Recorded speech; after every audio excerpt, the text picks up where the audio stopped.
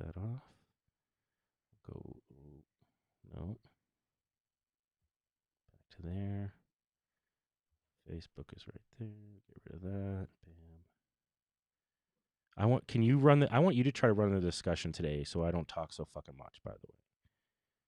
I'm trying I to. want to make sure I'm not like over talking you. And so if I just be like, Dave, shut up for a second. I don't care. You can say that. Oh, I don't feel that way. Okay. Well, Um, I'm glad you don't feel that way. I just want to make sure it's not happening. I'm just trying to see where you. I'm going to the page now. Oh, it's not there yet. Okay. Okay. Oh, So the yeah, Hemp it's Connoisseur about to Facebook. be ready. Here we go. Bam. Bam. We're live. And so Facebook should show up in a second. And of course, there's a delay. So I'm not sure when the delay happens. Right.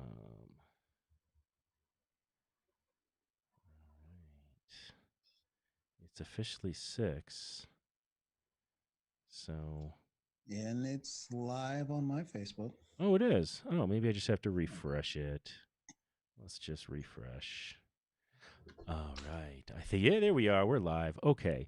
So, for those of you who've just joined us, which is pretty much anybody who's just come in, hopefully, unless you watched us not knowing if we were live or not, welcome to episode 3 of Gray Matter. As always, one of my best friends in the world, Mr. Rob Lee Davis, is joining me from Brooklyn, New York. Rob, how are you Yes, today, man? man. I'm good. How are you? I'm excellent as always. So we Yeah. don't forget because we get caught up in our conversations. I'm always going to give a quick shout out to CDOT, Colorado Department of Transportation, and their Plan Ahead Don't Drive High promotion. In fact, we have 2 wonderful videos that will play one of them right this moment as soon as I remember to do that. And then here we go. And by the way, folks, if you can't hear this, we'd love to know and tell us because we got to fix some audio down the That line would if be that's the helpful. case. Hey. How would you feel if a truck driver was high on the job? They wouldn't be, and neither should you when driving. Lives are at stake every time you get behind the wheel. Plan ahead. Don't drive high. I actually think the audio worked there. All right. Bam. And there you are. Sorry, people. I'm doing this all at home. If y'all didn't realize, of course, this is like COVID technology. I don't see anybody else doing their own live switching. All right. So my discussion today is powered by Blue Dream from Denrec. I just want everybody to know that. And just hold me 1 second while Rob is going to talk about our first topic of the day. Go ahead, Rob. I'm going to duck down so we can do this for prime time. Hold on. Sure. Well, one of the first things that we said that we were going to discuss was vote by mail, right? Even though Trump did just do something dumb again a little while ago, but we can start with the vote by mail. I don't know if I Um, know if I'm up to date on the stupidity, but vote by it's just mail. yeah, Okay. it's the stupidity of insisting that of his need to push this vaccine. So Oh, this is the vaccine. Okay. This is a fun one. we could actually make that the first topic actually because Well, okay, let's talk about it. So, first of all, I am not an anti-vaxxer, no, but I'm neither am I. also not a vaccinate for everything kind of person too. Correct. All right. So I don't know if you believe in that as well. Like our daughter is 6 years old, and yes, she's up to date on all the vaccines. But there's a couple, and I can't remember where I'm like, okay, do I really need this vaccine, or is this like an extra thing? Like, what are the odds, and do I really want to put this in her body? And I remember our nurse at the time was really cool, and she's like, "Look, the MMR, obviously, can you do?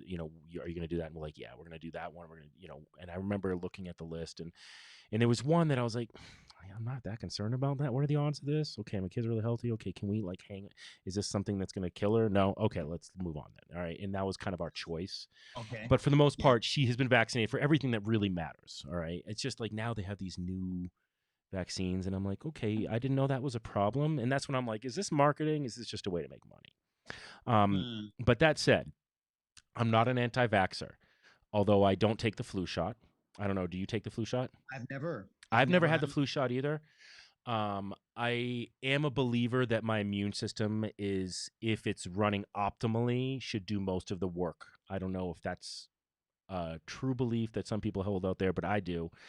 Maybe when I get older, I might have a different I mean, that is why opinion. we possess immune systems. Right. But yeah, I have nothing against the idea, but I've never felt a need to take it. Okay. Yeah. And I think that's what it is. And also I have this thing like, well, it morphs, it changes.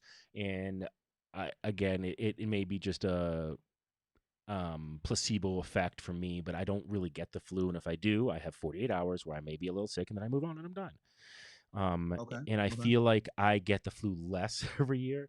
I was also a bartender for 20 years.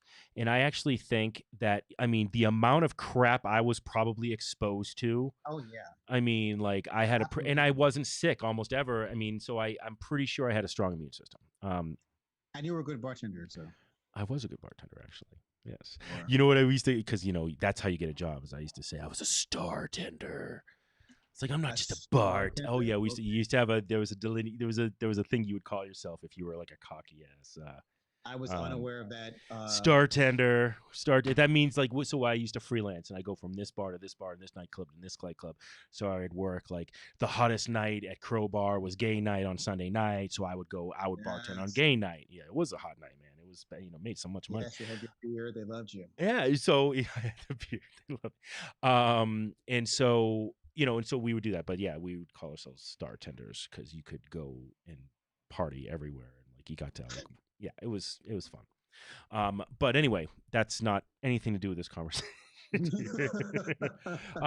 Well, it was about the immune system. So vaccines. Yes. Would I trust a vaccine that came out in November? Is that like kind of the question? I mean, that's what the this moment in time is about. That's what they're going to push.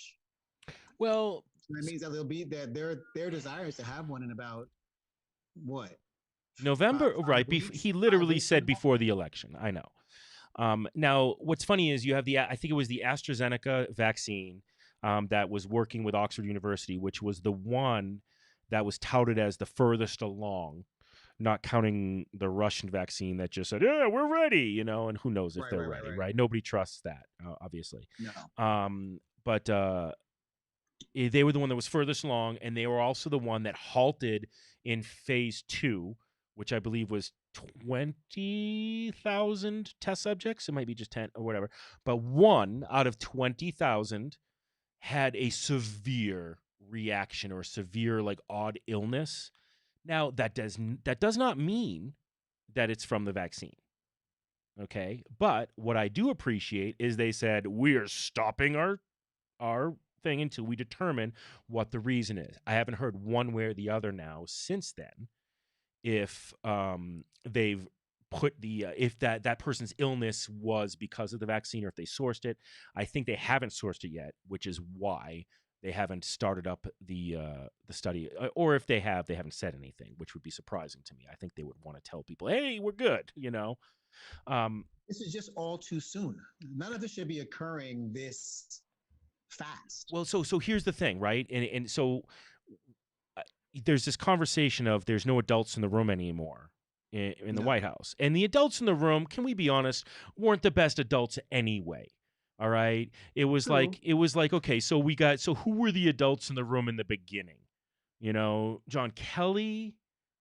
I mean, was he an adult? There were never Colonel. adults. If there Well, were adults in the room, he would not have become president. no, no, no. Well, you understand what I mean, though. I mean, in his Yeah. administration, they were adult. Like Rex Tillerson was supposedly adult in the room. I mean, the guy was CEO of Exxon. You don't get to be that unless you, I mean, have your shit together, right? I mean, now you may be Hopefully, you may have somewhat questionable business ethics wise. Yeah, if you yeah, end up yeah. being the CEO of a company like Exxon. To get to that point, possible you have questionable ethics.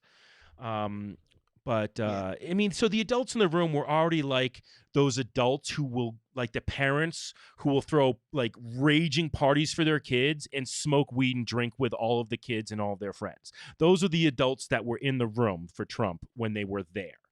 Yeah. And now those crappy parental adults are gone and there aren't any. Long story to come back to it. So we don't have the adults in the room anymore, but the adults are still at the pharmaceutical companies, and I'm not defending those guys at all, right? I mean, let's talk about this instance when he said, "Well, we may have a vaccine by November 1st. What an amazing time to have a vaccine, everybody." I mean, he literally said that, right? He's like, "What, and what's amazing date is that?" And it's like, dude, you're dangling carrots. But the thing is, somebody's like, you're not even dangling carrots anymore. You just have a stick, and the carrot's not even there. And it's Yeah, that's just, actually a very good way of I thought that looking was at a good analogy. That they're holding a stick. It's not, but there's no carrot at the end, and nobody believes that there's a carrot at the end. And what I love is right away, all the pharmaceutical companies like got together and said, "Hey, we aren't putting a vaccine out until the vaccine is ready." Um, because that's the only logical thing to do. There's no other oh, drugs have to go through trials, they have to. I mean, like a long-term trial. Like, come they on. they know they'll get. I mean, you're talking about something. All right, like think about it. If I'm a pharmaceutical company, like part of me wants that vaccine, right? I want to be one of those vaccines, and most likely we're looking at like 2 to 3 vaccines, really, not just one, because they're all going to come out at the same time, and like who are we all to decide in the first year which one is the best one? So there's that problem And too. I'm not taking it in the first year. See, and I'm not either. Again, neither one of us are what is considered high risk, right? Um, No, I mean, just based on, ethnicity, I fall into a believed high risk category, but I am not by other measures high risk. No. right. Now, here's my question about the ethnicity conversation. How much of the ethnicity conversation of high risk is more about poverty than it is about the color of your skin? It's a separate conversation that because of the color of your skin, there's a greater propensity to be in poverty and to be impoverished.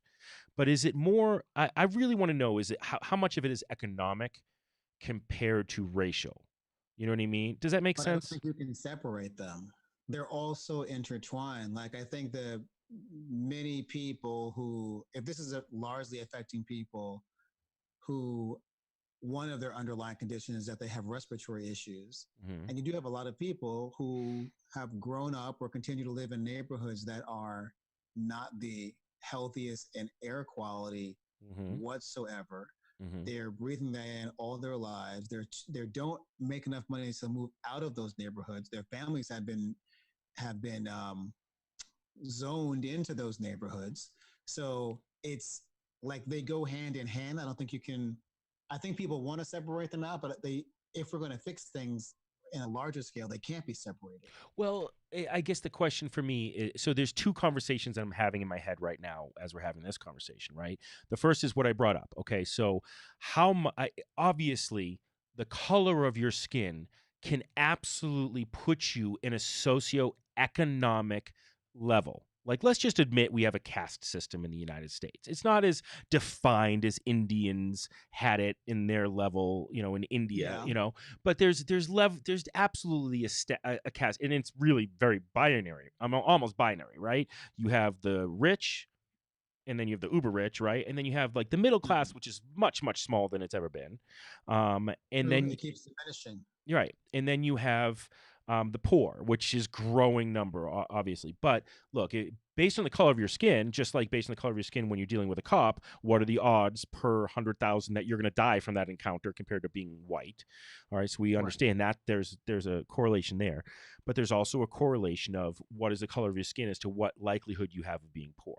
So I'm going back to the question of so this isn't a white lives matter as much as black lives matter conversation. It's more of a poverty versus wealth conversation in the United States now, where is it more likely that you're going to die because you're poor and that causes you to be out of shape, that causes you to not eat properly and have bad nutrition, all these things. But it also has you have more of a likelihood to have high stress levels, which causes you to not be able to sleep. All these things are factors towards health. All these things Yeah. create chronic health problems. Okay. So what I'm saying is, are you having a chronic health problem because you're black, or do you have a chronic health problem because you're poor? Okay. Now, are you But they, poor because you're black but is that, another, yeah. right. I But understand it's that. not. But I don't think it's another question. I think it's all the same question. It's a country that is extremely um uh what's the word I want? Like these chasms between the rich and the poor that have only grown, and it's Hmm. the country that was founded knocking certain groups of people down. So from the beginning, there's been a system set in place for people to be poor and not have access to education or jobs Mm-hmm. and so forth and so Mm-hmm. on. And those people tended to be, well, how do I say this? Because I'm not saying there aren't poor white people and there aren't white people who are struggling in like deep Mm-hmm. poverty in the country, but the design of the country can help them get out of it faster than it can a black person or a person of color. I agree with that. I do want to make a statement about something that's become very clear for me, and it's almost a little confessional for anybody who might be watching this who knows the Hemp Connoisseur, right? You know this, but we don't have a magazine right now. We probably aren't going to have a magazine again because people aren't going to stores as much to make it worthwhile, and so we are shifting to this kind of a format, and we're going to start. And those of you listening, we want to create a Marijuana Monday live show, and then we also want to create a Friday show that we've already done a couple of called the Green Stream. The reason why you all aren't seeing a lot of that right now, honestly, is we are going to start amping up to have sponsors again. We have one sponsor right now, which is one of the reasons why you're seeing us going on right now. But so I'm working like I had to work a regular job. Mm-hmm, mm-hmm. Now I was getting the self-employed unemployment because we're self-employed as a business owner, but we had no revenue, so we were and so while that was coming in, there was a couple, we obviously were trying to find ways to like do things around our home, reconfigure how we're doing this business, started doing some stuff, and then they were pulling that away, and so I wasn't able to work on the business anymore. So I'm now full-time I'm like remodeling homes and like working on that on the side for a friend, right? And it's a random thing, but it takes up time for me. And what's Mm. occurred for me on that is when you have to do a job like that to make the money. Now, if I just want to do that job and I like working with my hands, but I want to do what we're doing, right?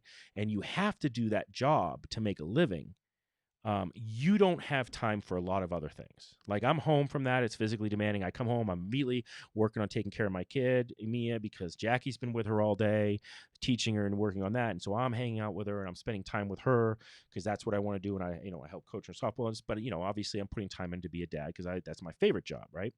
But when it Yes. comes down to it, you and I have talked about it, it's like, and then I get home and I fall asleep. Whether I want to or not, I'm like falling asleep. And I'm done because then I'm back up at 5 a.m. to go to work. And there's this cycle going on. And what I've learned is, and I'm like, okay, so here's the deal, thing I've recognized. If I want to get ahead, if this is all I'm ever going to do, what it's not, but it's a temporary fix, right, Rob? Yes. I'm living in that world of paycheck to paycheck. Okay. Mm-hmm, And I'm not mm-hmm, asking, mm-hmm. no, a lot of people doing this. And this isn't, it's just, that's what it is. So I'm living in this world of paycheck to paycheck. And as I'm living in this world of paycheck to paycheck and trying to be a full-time dad and do a good job of that and all these other things, and I want to keep going on this. I mean, the only way I can think that I could do it is from pharmaceutical help to keep my ass up for an extra couple hours a day to do that, right? Which is not something I'm going to do and be healthy with. Yeah. But Yeah. it's putting me in a position where it's hard to get the business back up and like really rolling full steam. Mm. And what I recognize is this is going on. This isn't just a story about me, right? This is a story about thousands and thousands of business owners right now across the country and what they're doing to have to put food on their table. And that's just what it is, right? But it made me really present, Rob, with how hard it is no matter who you are, no matter the color of your skin, if you can't make enough money to have the time to do the things you really want to do. Or if you can't, if you can't focus on the things you really want to do because it's not paying you, but you have to do this other job that takes up all of your time. That's just the plight of a lot of working people. Mm-hmm, mm-hmm. Now but what I recognize is also I'm also not as impoverished as a lot of people in that. So I'm looking at it like, wow, these are the difficulties I'm facing. What happens if Right. I'm making less than what I'm making right now? Like, and I And have there to are work. categories of people that would affect. Like you're a straight white man, so you're the Yes. people who are being affected who have a stronger chance of coming out on top Yes. you're in that category. Exactly. That's my point. So like I'm recognizing the difficulty I'm having to jumpstart things really quickly, right? Just out of time. It's just a time thing, right? It's like, okay, I got to do this, and that's it. And none of these are excuses or sad sob stories. It's just an example of a story that I can come from the heart about. But it made me recognize, well, yeah, you're right. Like I had connection. I could do this job. There was something, and it was something I could enjoy doing, and I'm making the most out of it. You know, I mean, I get to listen to audiobooks while I'm doing a job. It's kind of fun, actually. But I'm still, it takes up the time that, and I can't be on the phone, like talking to people and killing two birds with one stone. It's not that kind of thing. So yeah, so it becomes this, it just became something very clear for me as to how much harder it is if, let's say, I don't have a car. Yeah. You know, and I have to, you know, and then I have to wait for the bus. And then it's like, how much more time? And that's the thing that's really the most valuable thing we have, right? The most valuable thing we have is time. Yeah. I It's mean, the only thing we technically have. You're on Earth for time. None of us know when none of that you time know, winds up. no, and you can't save up the time. You can't. No. And it is. And it's funny that we have this phrase called, well, how did you spend your time? I love that it's spend your Mm, time. I think people don't think about that enough. I yeah. mean, how are you spending your time? Anyway, but that's one of the reasons why we're doing it live, because I can't spend too much time Right. creating like Right. full on things. So we said, let's do this shit live. Let's get it set up. So going back, that was a big tangent, but it made it, you know, it was all about the poverty thing and just understanding how hard it is to get out of poverty, right? Yeah. And so I the And we're living in a moment. I just have to say, we're living in a moment where, and there's differences of opinion about this, and I comprehend. I may not share everyone's opinion, but there has to be an economy. There has to be a functioning economy, or people are simply going to. I mean, beyond go broke, there'll be nothing left. Like people, we have, whether or not people think we should have money, and I get that some people feel we should get rid of money. And okay, fine. Star Trek. You want to do the Star Trek thing where it's like a meritocracy kind of setup? Whatever. I'm sure there's other ways in the future that we can get to that I'm on board with. But in the present moment, if what people need is money, but everything is shut down, how do they ever get ahead? You know, and I agree with that. But like, here's the thing that like I think is an interesting conversation to have, and I'm sure there's some people like, and I'd love to have an economist like pipe in at some point. I'd love to have a conversation with a couple of different economists, because I think the economist is like is like almost in a sense a modern day philosopher in a way. Like there's different philosophical theories. There's you know, supply demand economics, which is pretty much what's pounded through into the subconscious of most Americans right now, and capitalists, you know. And then you have a conversation about, well, how much regulation. It's become this nuanced conversation about regulation, but I don't think people understand what they mean by regulation. You know, being in an industry like the hemp industry, where I mean, there's a lot of regulation, and at the same point, there's not a lot of regulation, depending on what you're speaking about in regards to hemp. But for the most part, you know, it's a regulated industry that I've seen have The Trump unregulated campaign, by the way, has sections. turned regulation into a bad word. And yeah, and so regulation isn't a bad word. Like, you know, for example, and you know, we're hemp connoisseur. Let's talk a little bit about the hemp industry real quick when it comes to regulation. There was this time when all of a sudden hemp was legalized, fully legalized, right, or decriminalized. You know how, you know, when the Farm Bill was passed and it was legalized, then you had this massive influx of isolate brokers. Okay, so isolate is when you take the plant and you take CBD, which is what we're talking about when we talk about hemp when it comes to isolate, and you take that usually we'll take that CBD and you'll isolate it down to literally what it becomes is a white powder. It looks just like sugar, like cocaine. Those are all. It's pretty much those are all isolates essentially. Okay. But you know, you have a CBD isolate. It's this beautiful, fluffy, powdery substance. Well, it could look like a lot of things, but that was such an unregulated industry that you'd have a broker and they come in as like, I am working for a company. I'm working for Coca-Cola, and Coca-Cola is looking to buy 10,000 kilos of isolate a month at $5,000 a kilo. I mean, seriously, this is the conversation that you would have. And now it Okay. sounds like some serious drug stuff, doesn't it? But that's what it was selling. And the thing was, you would have people literally selling like crap. I mean, sugar or salt or whatever it is, because there was no oversight, there was no Right. regulatory framework to come in and say, yes, this person absolutely has what they say they have. People would Right. go, well, I need my, certificate of authenticity. It was COA.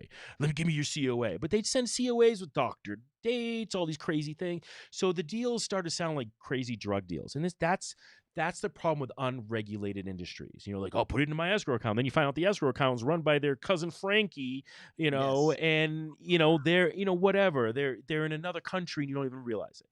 Yes. So that's where, Money laundering. yeah, I mean, but that's where regulation comes in very handy for businesses. Um, Yes. so Yes. it's important. Um, but I think when you talk about, when you say we need an economy, my question for you is, what kind of economy? Like, there's we need money rolling because we live in a machine that right Mhm. now isn't really working very well. And that our economy doesn't work well. It works for some It people. works. It could work better. It could work significantly better. It works like a game of musical chairs, though, doesn't it? I mean, really, there's one person Yeah. left and they have everything, and everybody else is pretty much screwed. I mean, like, But I think we have to statistically. figure out what that means as far as everyone has everything, because I I feel like there's an anti-rich, sentiment that's in the air, that I'm not on board with. I consider, as an artist, as someone who creates things, I am a believer in the idea of capitalism, and that I create something. If I created it, I make money. That money is mine. Mm-hmm. I think we can encourage people to. I think people should be taxed, Okay. 100%. I think we can, if we start to develop in younger generations the idea of philanthropy, we might have a future where people grow up and believing in that Mm. idea across the board. But most kids don't grow up knowing what philanthropy is. Um, Correct. so we do need fixes to the system 100%, but we do need things to open. And if people don't want to go to a place that's open, then they shouldn't go. Well, I agree with that, and plenty of people are choosing that. I think the conversation on whether something's open or not is now like, wait, I'm being a responsible person in the way my framework is of how to operate in COVID. Okay, Right. and when this place opens up, they're not following the same level of responsibility as me, and I'm kind of with you on this, Rob. Honestly, like, I believe that if the state says you can open, then you can open. Now, if the state says, look, like here, if our governor, if Polis says, look, and he's done this, he's pulled back, he's closed back the bars for a time period, right? When we started seeing a bump up, and I'm like, first of all, I feel like very lucky, and anybody who like ever talks to me, I'm very proud to be in this state for a lot of reasons. Okay, Mm. first to legalize. I feel like I'm part of the progressive wave. I hate to say blue because I'm not blue. I'm independent. All right, because Mhm. you and I have talked about I have a lot of issues with Democrats, man. I mean, and it's not even a Okay. policy issues as much as just as like, get your shit together, people. All right, but and when it came to how we operated during the quarantine and everything, I know, of course, there are people who didn't like what Polis was doing and they were kind of rebelling against it, like everywhere. But for the most part, people have followed things. Plus, we're also kind of a weird remote state. It is easier to create pockets once Aspen kind of closed Yeah. off, and all of the because that's what happened for us is we boomed right in the beginning because of all this international travel that was coming into places like Aspen and Vale and shit. Um, It's very easily, it's more easy to socially distance in Colorado. it is now, like, just like South Dakota, North Dakota, Montana. I mean, I get why they don't have a lot of cases. What? Because Yeah, nobody's there. there's nobody there. I mean, Wyoming. I mean, you have more cows than people, and that's fine. I mean, they Beautiful literally state. do, and that's fine. I mean, that's why it's good. That's why they choose to be remote for many reasons. Um, but I'm proud of that. And on the voting issue, which I know we're going to get into, I'm very proud of how Colorado does it. I'm happy to share with people how well Colorado does this because I'm blown away. And every year I remark on how good our voting is. But where were we? Well, Oh, Blue Dream, he took me away. well, Um, we were talking about the economy yeah. moving. Oh, so back to the economy side of things, right? So to me, is this supply demand economy truly working in the long run, or do we have to find a shift, right? Like, it, I, I've been listening. So I'm actually on to another book now. This is the fun part about my day job now is I'm like, wow, I have time to catch up on things like I'm doing audiobooks, right? And I Okay. think I mentioned this Okay. to you. So I'm trying to alternate between like there's something I want to learn about the economy, which is something, and that's why I perked when you said economy because I'm like I want to talk about this. And then I'm doing a classic book I've never read.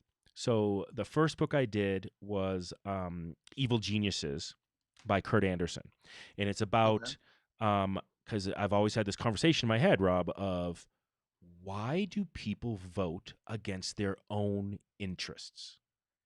Because that's what I feel a lot of times. Like to me, I believe if you're a poor person, first of all, if you're poor and you're black, why are you voting as a Republican? I don't understand that conversation. But if you're poor, why are you voting for a Republican? If you're rich, I get it. I absolutely get it. If you're a multimillionaire, you're voting for a Republican because you want to save millions of dollars in your pocket and you're thinking about your family first. And that's a choice. I don't agree with it necessarily, but that's your choice. And I understand why you're choosing it because it is in your best interests, right? Theoretically. But Yeah, theoretically. if you're poor, why? But it's how they Why? spin it. They I know. make Oh no, they I get it. make people believe that Eh, they're gonna they make people believe that they're gonna help those people learn how to help themselves. So they're not gonna help you, but they're gonna show you how to help yourself and pull yourself up by the bootstraps and create your own sense of wealth. And but people buy into the idea. yeah, but that's like a scratch ticket mentality to me, or a lottery mentality, right? It's like I may be rich someday, I may win the lottery, and then it'll pay off that I voted Yeah, it'll be worth it. Republican. I Yeah. may be one in a million that makes this money, and then I'll be glad I did this. You know what I mean? It's like Right. it's a Right. very weird choice because again like I get you use the term of like, oh well, I'm pro-life. Look, they're not going to get rid of abortion because it's one of their pulling points for you. All right, if you and that's how Uh, they get evangelicals. All right, now there's been movement against abortion, right? But if you look statistically, and I don't know if I mentioned this in the last show, I just found that statistically there are less abortions now than there were pre Roe versus Wade. Is statistically what right. they're Which saying. they use it as a piece of their argument. The numbers are going down. The Then numbers are let's going continue to down. bring them. So yeah. If you want less, then we're probably good keeping it the way we are on promoting birth control, right? Yeah. So that argument, I feel like the taking away the guns, like all the fear right now, right? The taking away of the guns. Well, they've never taken away guns, ever. No, and I'm not on board with it. I I'm not don't own either. a gun. I don't want a gun. But if people want to have a gun, I'm fine with it. I just think there should be much more stringent Mm-hmm. requirements or a more involved process to Right. become a gun owner. Well, but yeah, have your gun. I mean, I don't even care if you have an AR-15. Honestly, I don't believe in bump stocks. I'm sorry. Like the things that But were why do you like need an AR-15? what For what? I don't no. To me, it's more of a principle side of things. If as long as you pass a check, a mental check, a true check, that's the problem. If you, now right now the way we have it, no, I'm not for it. Like I'm for capital punishment if it's 100% accurate, but it's not, so I'm not for it. Do you Oh, understand? I'm never for capital Well, punishment. here's my thing. I would rather someone rot and get rid of the people who don't need to be in prison, which is hundreds upon Oh, thousands of people. agreed. Oh, wait, I got to give that for that according to prisonpolicy.org, and I want to say they have a really good real world statistical analysis of prisons and how many prisoners there are in state prisons as opposed to federal prisons. But right now there is any given year at any given day there are 450,000 people in jail for non-violent drug offenses. So that's almost 500,000 people in jail every day in the United States. And that's good. They're coming. Some people going into jail, some people going out. Now there's actually over 1 million. This is still as of in the last year, 2019, over 1 million drug possession arrests in the United States. 1 million of those. So that's all that can go away. I mean, really, nonviolent drug offenses. In a heartbeat. In a heartbeat. Yeah. And that's one of the things that I do appreciate the Democrats are pushing towards. They're declassifying cannabis from the Controlled Substances Act. Huge step right there. Which it should be. Yeah, and I have to go back. Please go back. Please, I know. I get me and my cannabis tangent. Why do you think a person needs to be able to have an AR-15? This is my Red Dawn defense. It's Red Dawn defense. No, that's what it is, though. That's really that's the reasoning somebody would say they would have an AR-15. All right, is, well, I want to defend my home, and what if the shit hits the? I'm sorry if I'm doing it, and I can't help doing the accent. I'm sorry, people. I'm not trying to be offensive, but I don't know why. But I was like, oh my god, I can't help it. But like, I want to defend my home. And I want to have my rifle ready in case we get an attack, And it's like, because if the shit hits the fan, they're coming to my ranch and they're going to try to kill my cows. They're going to try to kill my car. And they have every right to defend their property. Okay. But they can do that with non-weapons of war. You could say that. Correct. And again, there's a part of me that just for some reason, I don't know if I want us to cross that line. All right. What I do want is responsible license. I want a federal list. I want mental health checks. I mean, there's a whole lot of things that should happen. You should have to take regular courses, in my opinion, if you want to have this gun. Should people then be allowed to purchase armored tanks? No, there's no need for that. But how is that? But if you build your own armored tank, good for you. You're allowed. If you want to do something creative, but do I think that set up friggin' tank? No, I'm not a big fan of that. I do think there are absolutely limits, and I think that we all do need to look at the framework. And you and I know this, right? As actors, you have to put yourself in the mindset of anybody.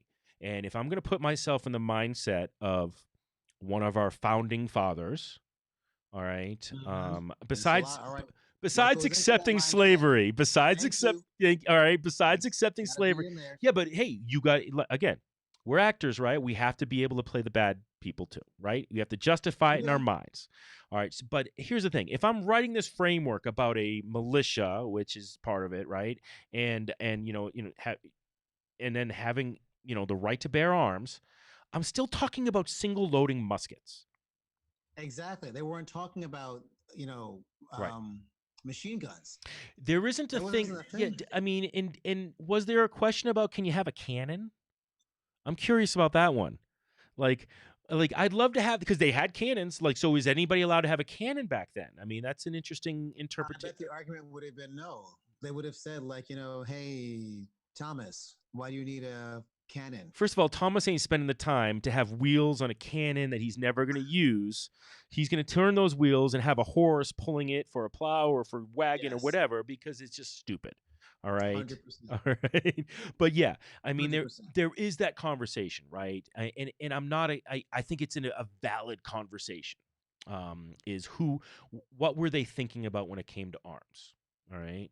They were thinking about muskets. They were thinking that you have the right to have a musket or whatever other type of gun they had at that point to protect yourself as a group if the government specifically is trying to overtake you. That's the big thing for me, is that the way people talk about the founding fathers, and we talked about this last time.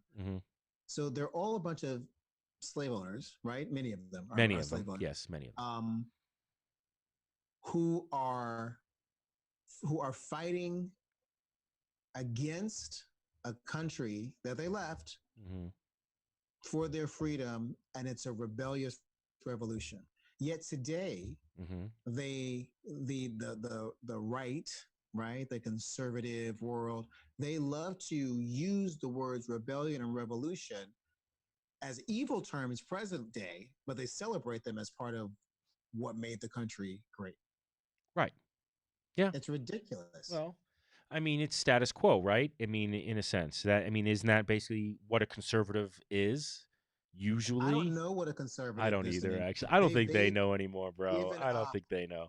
a I'm lot. not like, cause yeah. I mean, we have our friend Pierce in New York had a great posting on Instagram. I mentioned to Years. you, so Pierce, shout out to you, bro. I've been following your Yes. Instagram, and I'm having a lot of fun watching it. But he had this one. What was it? Is like, do you like to? Are you a Christian who doesn't follow Christian values? Then the Republican Party is probably for you, or something like that. I'm paraphrasing it. But it is kind of like that now, right? It's like, you do understand that, like, I'm pretty sure from my Catholic teachings, Jesus thought we should take care of the sick and the poor. And Yes, he he did. he talks a lot, like a Yes, he does. lot, All the about time. taking care of the sick and the poor. Yes, he Like does. I think he talks about that way more than gay people. In fact, does he ever mention gay people Or abortion. or Jesus does abortion? not. No, he No, he does does not. not. People love to say, yes, he does. No, We'll look at the Bible. no. Jesus does Leviticus not. does, but Leviticus Lead is by kind of law. crazy, dude. I mean, that book is wild. So anyway, I mean, it is, right? I mean, It it's is like wild. you can't cherry pick the Bible if you're gonna. I just don't understand it. But like again, it's like you got to follow those tenets, right? Take care of the sick and the poor. But Mm-hmm. back to the economy, because that was our first conversation. Yes. And I think we do have to talk about a change in what our economic system is. And I don't mean anti-capitalism, okay? But you brought up a really good point. You said, as an artist, I create something, I should be able to keep my money for that. Now you have to pay your taxes for services and Yeah, yada yeah, yada. yeah. But that's why we have fire departments, that's why we have police and all these other things. Those are social programs that you're defending, by the way. If you bleed blue, you're bleeding Yeah. socialism. Sorry.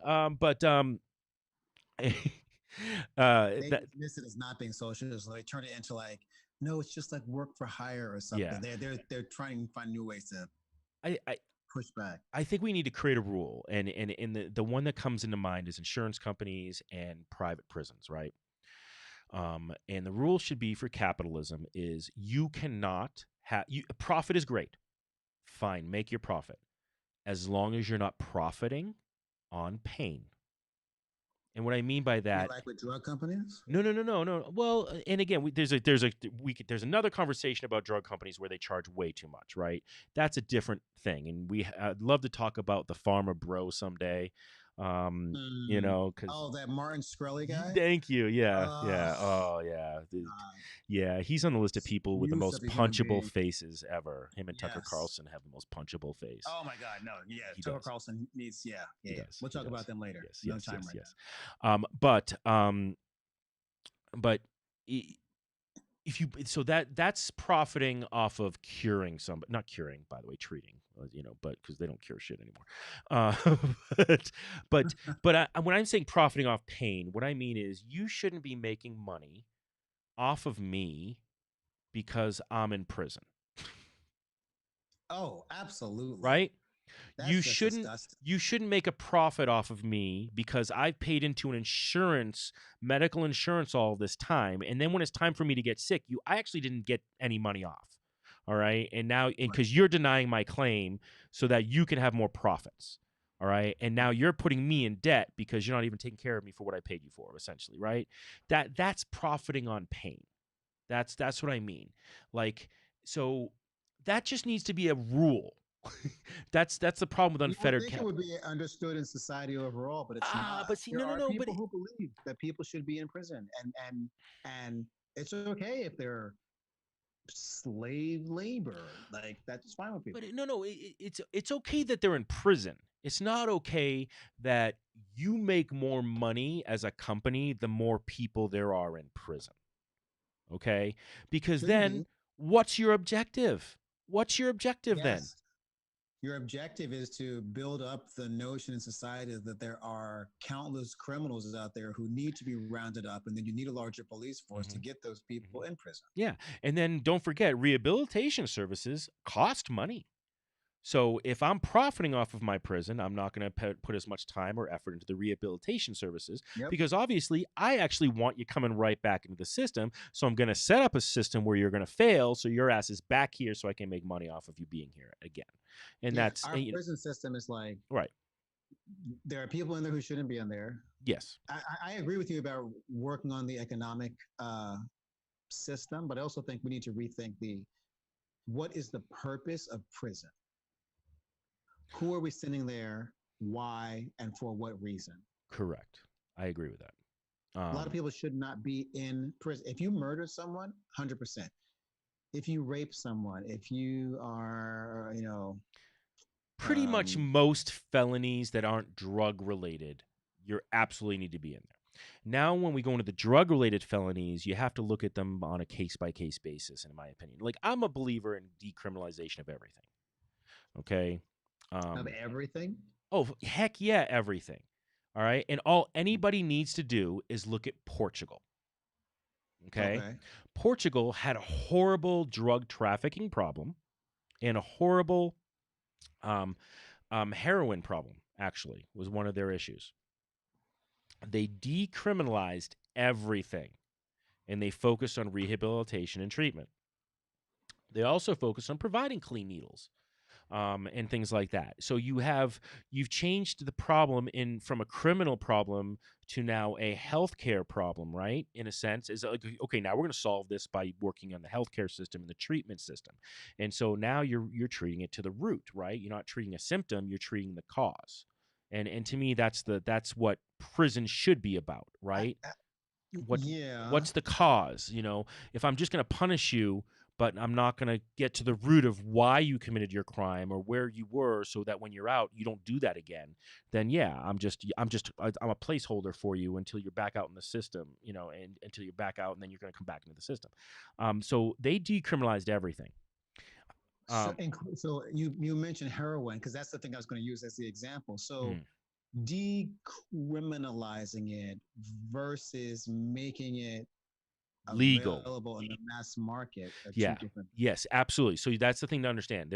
Now, decriminalization is a step towards legalization if you want to choose to make that step, right? But decriminalization is the thing. Like, okay, here's a deal. We're not going to say it's legal to possess. I mean, we're not going to say it's legal to sell this product, but we are going to say you're not breaking the law by possessing it. Right. And the level of possession, if I remember it properly, was you could have as much on you as you could use in a week's period of time. Yes. Who decides that? Who does decide that? Oh, that totally changes based on substance, right? Because the amount of weed, marijuana that someone could have on them that they could consume over the course of a week is, a nice chill amount.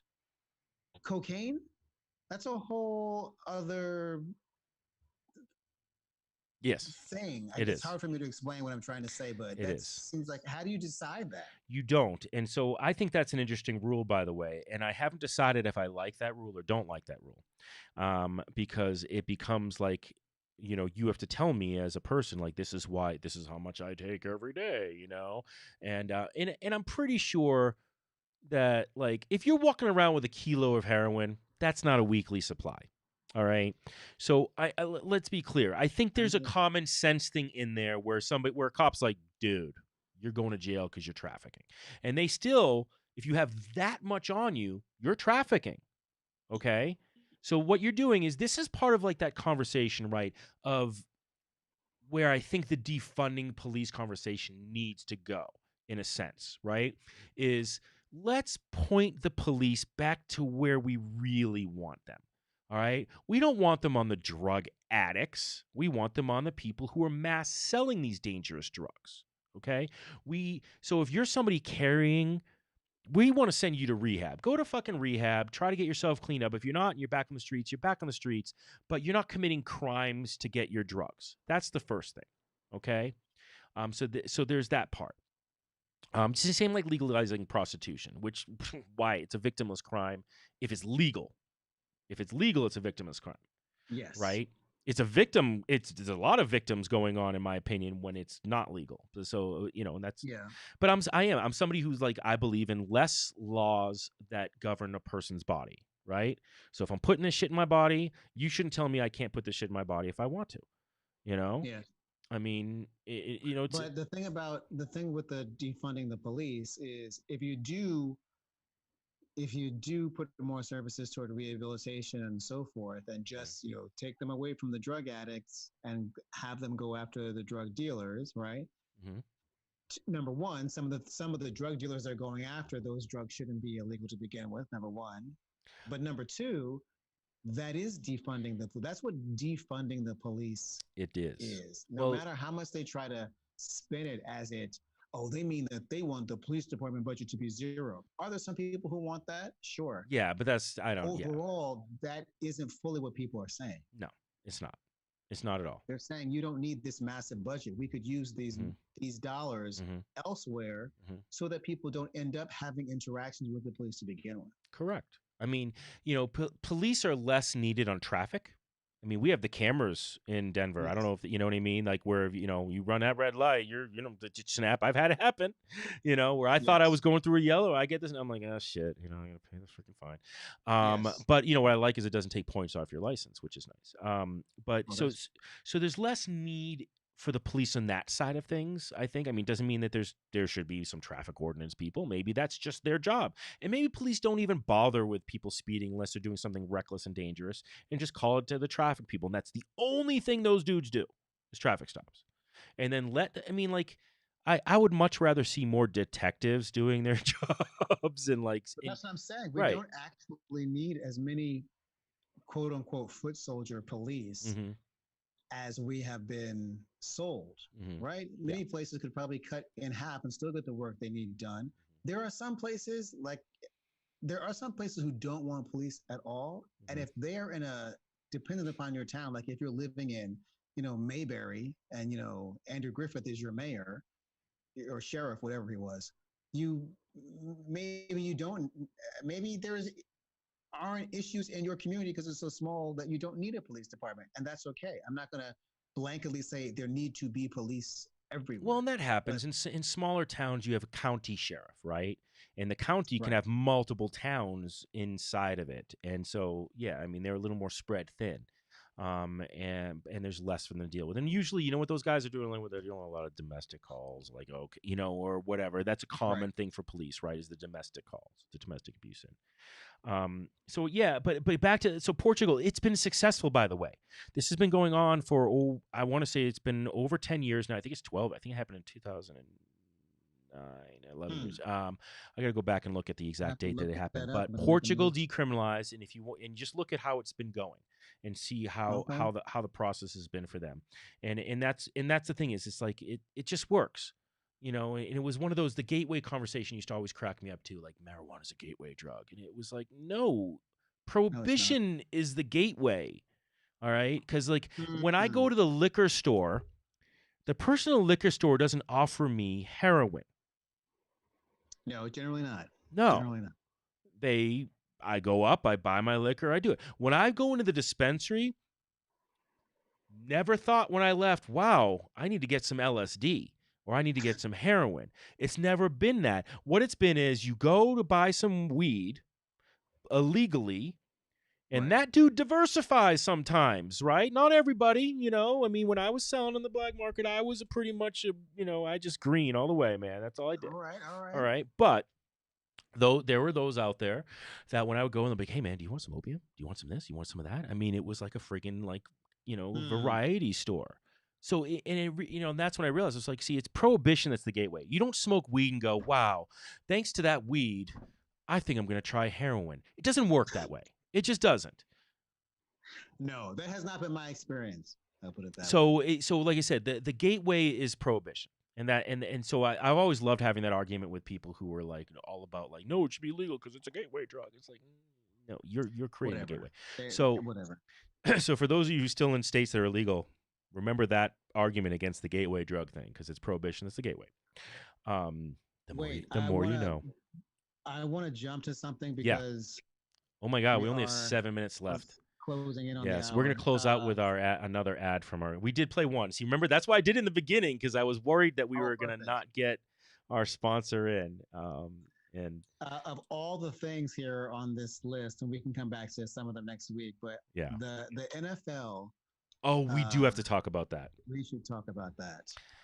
So That they booed Kansas City and What? Houston game. That was the Thursday night opening game, and Mahomes and who's my fantasy football quarterback? Yeah, Mm-hmm. and With your Deshaun fantasy. Watson. You know, they got together and they said, "Look, man, we're gonna do this like moment of unity." Against racial injustice, right? Now, I didn't get to see this part, but I know what happened was the fans in Kansas City, not all of them, but some of them, Enough of them for it to be evident on, enough of them to be evident that they when did you it. hear it played back. Yeah, and I think they were only at 22% capacity, but at Arrowhead, that's still like 15, 20,000 people or something crazy like that. I don't know what it is. Yeah, they booed him. So you might want to ask me this question. I don't know if this is the question you had. Wait, what's the first thing you want to say about that? Because I have a question. The main thing I want to say is if there's no more clear evidence that racism and hatred is so deeply embedded in this country, I don't know what else there is. Literally, people, what were they were linking arms. I don't even know if did they take a knee. I don't even I think they wasn't took a watching it live knee. as it happened. I think what they did was they came out to center field and they had like this moment of unity. And I once don't he know if did it come happened. out during the anthem. Yeah, I don't know if it Yeah. was during the anthem or not. I think I have seen footage of people during the anthem. Some people would take a knee, some people weren't, and there are people choosing to, and some people choosing not. And they have the messages on the helmets, where it says, Right. say her name, or is it, they can Mm-hmm, literally mm-hmm. put names on there. I believe. No, it was the NBA who would have say their name. They couldn't say Breonna Taylor, but Right. I think they do have that, right? But with this one, I think Kansas City stayed in the locker room, I think, during the national anthem. I think that was a piece of what angered people. Okay. So yeah, so you're booing people who are standing for unity. I mean, like let's just talk about that. You're literally booing unity. Yes. Okay. Well, what they're actually booing, in my opinion, is they're booing people who are so opposed to this. I believe what troubles them the most is that they have to go along with this conversation. They either have to examine the ways that they benefit from disunity, right? Mm-hmm. That's the word I want. And or if they're not that person, their parents are, right?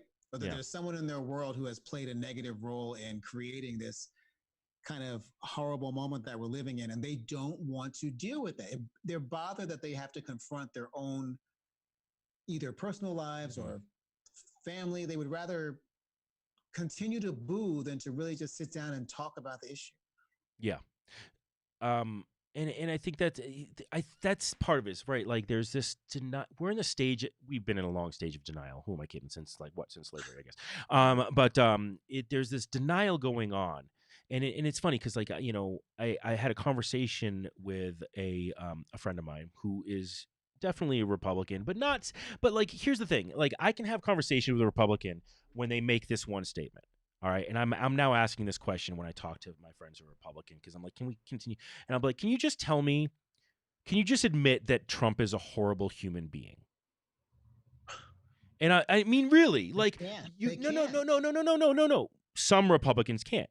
There are plenty of Republicans who can be like, oh yeah, he's a horrible human being. He's an asshole. And then they'll say, well, and then I'm like, okay, so now can we talk about the issues? Why do you think that he's created the best economy? Well, because the stock market's up. I was like, oh, but if you see the trend. So it's like now we can talk about an issue. All right. Now, and of course we can have the conversation about Black Lives Matter, and obviously they're all white when I have this conversation. But so we had this conversation about there's this area in Denver called the Stapleton Center, or it was called the Stapleton Center. Okay. What you find out is Stapleton, who was a mayor back in the day, a long time ago, was like the head of the KKK at a time in a chapter here.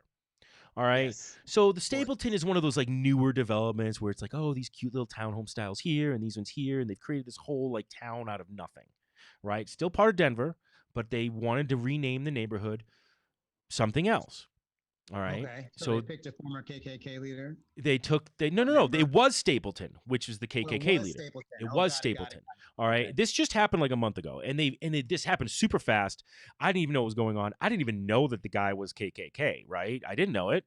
There's a name Stapleton. I didn't even know it had a meaning towards anything. I just thought it was a name a developer came up with, which it was, I guess, but they wanted to honor him. So they changed the name. Now they changed the name to Central Park. Now my conversation with my neighbor was my friend was more. It's not a Central. There's no. Why would you call this Central Park? It's not Central. I've been to Central Park. I live near Central Park. This shouldn't be Central Park. And then he says, why'd they change the name in the first place? And I'm like, because he was the head of the KKK. And he's like, What was the response? he's like, well, he was a mayor once, wasn't he? Yeah.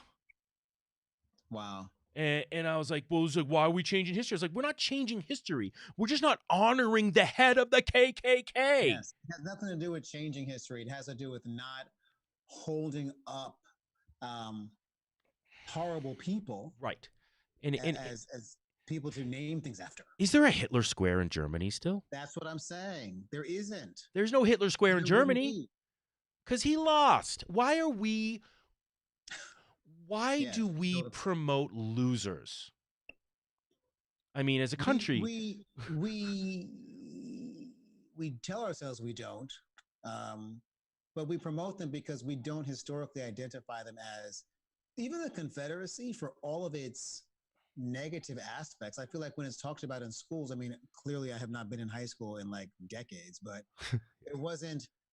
The Confederacy were, I don't remember them being talked about as like losers. It was just like they were No. just a side, one of the sides that lost, as opposed to really doing a deep dig into who these people actually were. Yeah. And I think that's what it is. It was more like it was almost like the Revolutionary War. It was like, well, we had a disagreement. The way they taught it, it was like, well, we had this Yes. disagreement. We didn't like it. We fought against taxation without representation. And in this one, it was very economic, and it was this thing, and we were fighting about this. And it was like, and then they fought, and they didn't even get it. I mean, look, the Civil War is fascinating, by the way. And it was bloody, and it was awful. And and I feel like it's just washed the fuck over. All right. And because people don't want to deal with slavery. And I'm pretty sure that the section on Harriet Tubman was like one day and one like page. What? It was a paragraph. I know. I mean, and then I'm like, wow, that's like an amazing story. Like, and those are the things that were always more interesting was those people, those rebels that were fighting. That was a rebel. All right. You know? Yes. And so. So this whole idea that we're rewriting history, no, we're not rewriting history.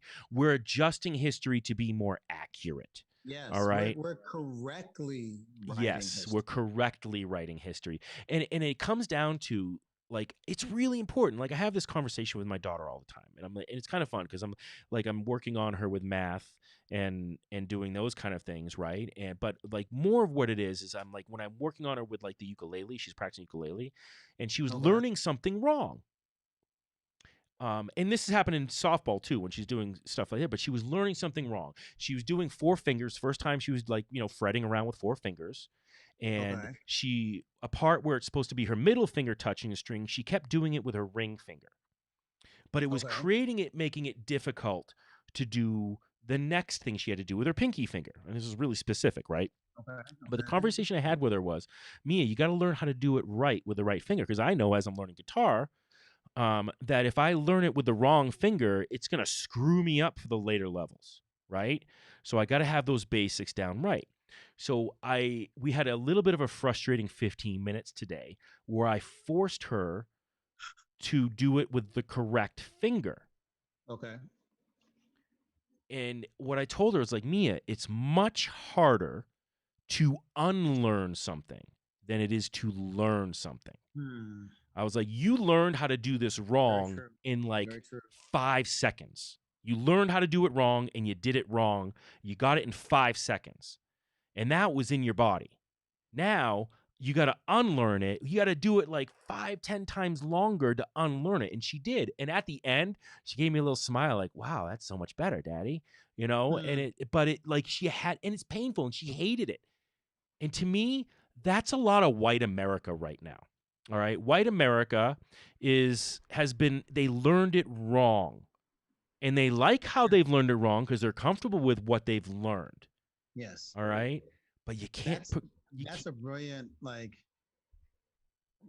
sort of summation to this episode. Like, don't stick with something that you learned incorrectly just because that's how you learned it first. exactly. Right?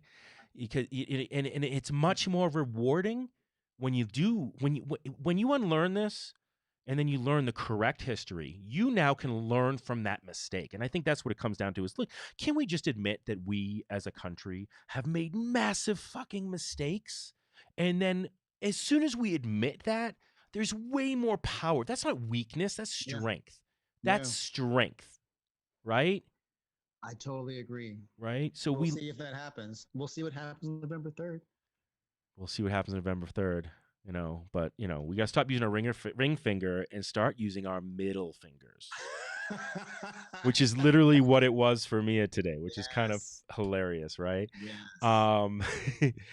So we have way more we want to talk about, but we are already 5 minutes over our time, and we are really trying to be as religiously on point as we can. Yes. Which just means that people have to come back next week for more. That's right, because one of the things that we want to talk about, you had a post today on Instagram, and I want to lead this out about Black Lives Matter. And you said, can we stop calling it the BLM movement? Yes. It's Black Lives Matter. Lives Matter. And if you don't say it, it doesn't mean as much. It loses all of its value. Right. If you're not saying the word black, it has lost all of its value. So we'll have that conversation. We'll have to continue the vaccine conversation because there's going to be more news on that.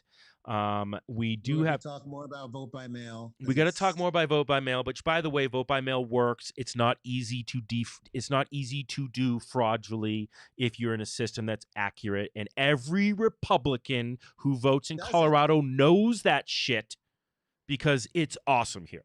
All right. And so I'm sorry, everybody needs to come up and do that. And then I also want to talk about the fact that there's a threat that if we elect Biden, that Puerto Rico and Washington, D.C. will become a state. And everybody thinks, and now, by the way, I don't want to. I'm not saying this is a threat. I understand why that. If everyone in Puerto Rico is like, please make us a state so we can actually vote for president, because people don't realize this, and we're going to get into this now, is the reason why we went to the Revolutionary War is supposedly taxation without representation. And if you're in Puerto Rico, you don't get to vote for president if you are a resident of Puerto Rico.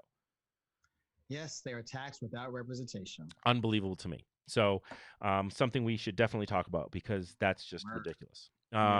Anyway, thank you so much for joining us. Thank you to CDOT for their plan ahead. Don't drive high. Give them a call. We will. Yes, we do have to give them a call. Just take an Uber. CDOT's like, don't call. Don't call us, but pay attention to their advertising. Please pay attention to the advertising. No, seriously, don't drive high. Look. Can I just tell people I know there are people out there who think you can drive high. All right, this isn't about that conversation. It's not. Here's the conversation. If you go out and you get stopped by a police officer and you're high, you are going to screw up the statistics for everybody else when they're trying to legalize cannabis. Please, so just stop driving high. Okay, because here's what happens, people. You get drunk and you smoke weed. They're going to talk about the weed no matter what. Oh, yeah. All right. So don't get drunk and drive, by the way. Duh. But yeah, please don't get high. If you are a fan of the movement, then this is your responsibility as well to make sure that we can show people that cannabis use is responsible. Don't all right. So get behind the wheel. Thank you. That's all I'm saying, man. All right, Rob. Love you, brother. We will talk again same time next week. Same bat channel. Yes. Same bat channel. And until next time, peace, love, and hempiness. Hempiness.